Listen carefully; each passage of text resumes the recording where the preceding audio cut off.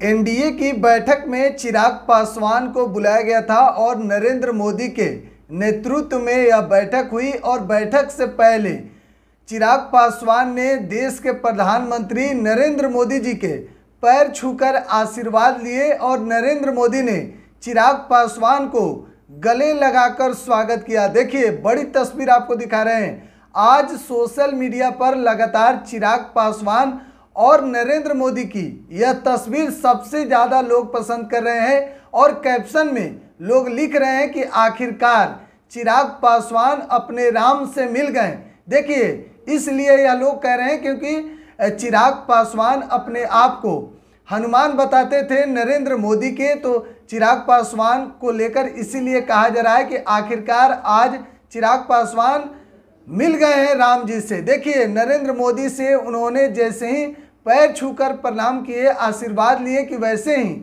प्रधानमंत्री नरेंद्र मोदी ने चिराग पासवान को गले लगाकर स्वागत किया।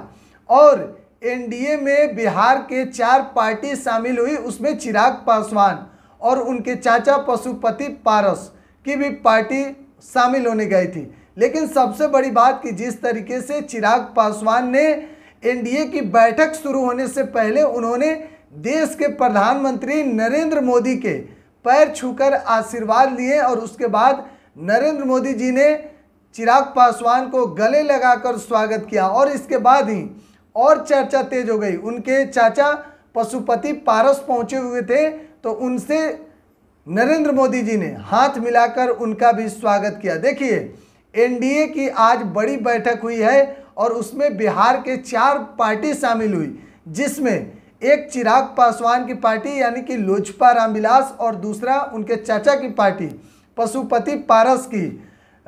चिराग पासवान के अब चर्चा और इसलिए हो रही है क्योंकि देखिए, चिराग पासवान के चाचा भी पहुंचे हुए थे और चिराग पासवान ने जिस तरीके से अपने चाचा के भी पैर छूकर आशीर्वाद लिए, तो चर्चा इसलिए हो रही है क्योंकि कहा जा रहा है कि बहुत दिनों बाद एक साथ चाचा और भतीजे दिखाई दिए। लेकिन खास करके जो बात उठी, चिराग पासवान जब पैर छुए देश के प्रधानमंत्री नरेंद्र मोदी के, तो उन्होंने जिस तरीके से चिराग पासवान को गले लगाकर आशीर्वाद दिया और एनडीए में खुलकर चिराग पासवान आज से तय हो गया कि चिराग पासवान एनडीए के साथ मिलकर 2024 के चुनाव लड़ेंगे।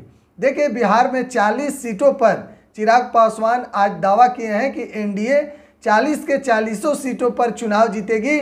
और जो महागठबंधन एक तरफ दावा कर रही है कि एनडीए का यानी कि भाजपा का खाता तक नहीं खुलने देंगे बिहार में।